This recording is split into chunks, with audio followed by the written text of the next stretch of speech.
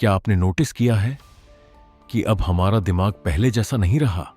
Focus खत्म हो रहा है, पेशेंस कम हो चुका है। हम 5 मिनट बिना फोन के बैठ नहीं पाते। और सबसे डेंजरस बात, हमें अब साइलेंस अनकंफर्टेबल लगने लगा है। हर खाली मोमेंट में हम ऑटोमेटिकली फोन उठा लेते हैं।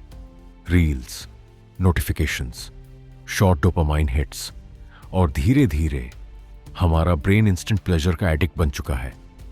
लेकिन प्रॉब्लम सिर्फ एडिक्शन नहीं है।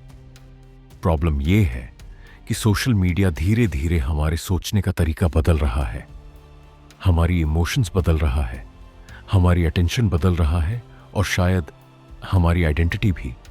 और आज हम यही डिकोड करेंगे। वेलकम टू लाइफ डिकोडेड, जहां हम ह्यूमन साइकोलॉजी और मॉडर्न लाइफ को डीप लेवल पर समझते हैं। Human brain naturally reward seek करता है।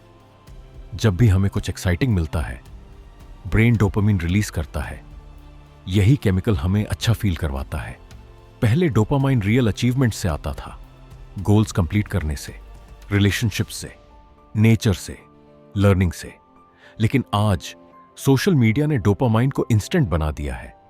अब रिवॉर्ड के लिए मेहनत नहीं करनी पड़ती, बस स्वाइप करना पड़ता है। एक रील खत्म, दूसरी शुरू, फिर तीसरी, फिर चौथी, और आपका ब्रेन लगातार छोटे छोटे रिवॉर्ड्स कंज्यूम करता रहता है। प्रॉब्लम यह है, ब्रेन अब फास्ट स्टिमुलेशन का इतना एडिक्टेड हो जाता है कि नॉर्मल लाइफ बोरिंग लगने लगती है। Reading boring, studying boring, deep conversations boring, silence boring. क्योंकि रियल लाइफ रील्स जितनी फास्ट नहीं होती। और यही वजह है कि आज लोगों का अटेंशन स्पैन ड्रामेटिकली गिर चुका है।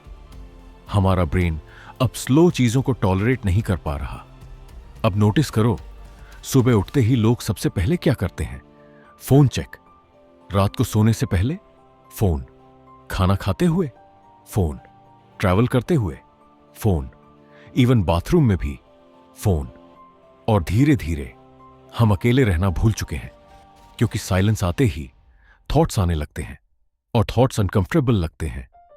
इसलिए लोग खुद को डिस्ट्रैक्ट रखते हैं कॉन्स्टेंटली। लेकिन डिस्ट्रैक्शन कभी हीलिंग नहीं होती। वो सिर्फ पेन को टेम्पररीली म्यूट करती है। इसीलिए बहुत लोग बाहर से नॉर्मल दिखते हैं, लेकिन अंदर से मेंटली एग्जॉस्टेड होते हैं, क्योंकि उनका ब्रेन कभी रेस्ट ही नहीं करता। एक नोटिफिकेशन खत्म नहीं होती, दूसरी आ जाती है।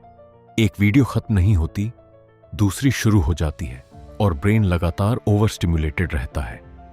फिर धीरे धीरे फोकस वीक हो जाता है, मोटिवेशन कम हो जाती है, और इंसान इमोशनली नम फील करने लगता है। लेकिन सोशल मीडिया का सबसे डेंजरस इफेक्ट डोपामिन एडिक्शन भी नहीं है, कंपैरिजन है। क्योंकि सोशल मीडिया पर आप लोगों की रियलिटी नहीं देखते, आप उनकी हाइलाइट्स देखते हो।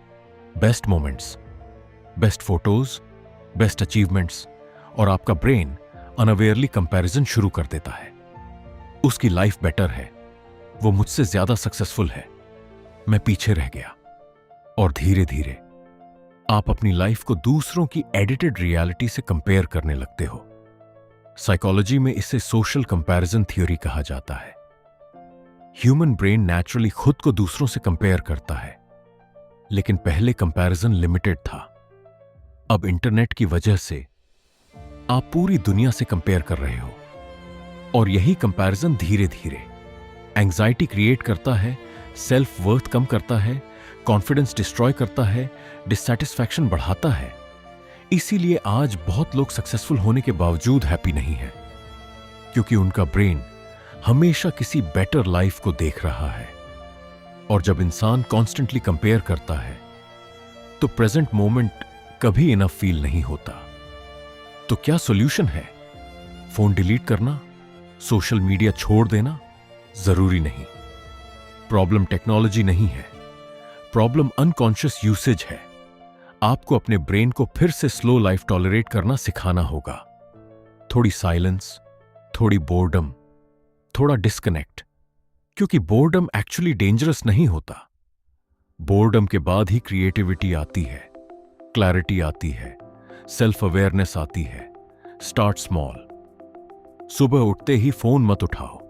वॉकिंग के दौरान म्यूजिक बंद रखो। दिन में कुछ समय बिना स्क्रीन के बैठो। अपने थॉट से भागना बंद करो, क्योंकि हीलिंग डिस्ट्रैक्शन में नहीं मिलती, अवेयरनेस में मिलती है। और जब आप धीरे धीरे इंस्टेंट डोपामिन कम करते हो, तब आपका ब्रेन नॉर्मल लाइफ में भी खुशी महसूस करना शुरू करता है।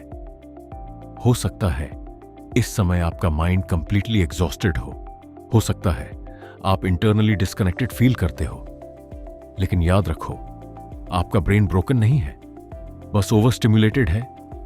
और शायद कई सालों बाद पहली बार आपको खुद के साथ बैठने की जरूरत है, साइलेंस में, विदाउट डिस्ट्रैक्शन, विदाउट नॉइज। क्योंकि कभी कभी सबसे पावरफुल थिंग मोटिवेशन नहीं होती, क्लैरिटी होती है।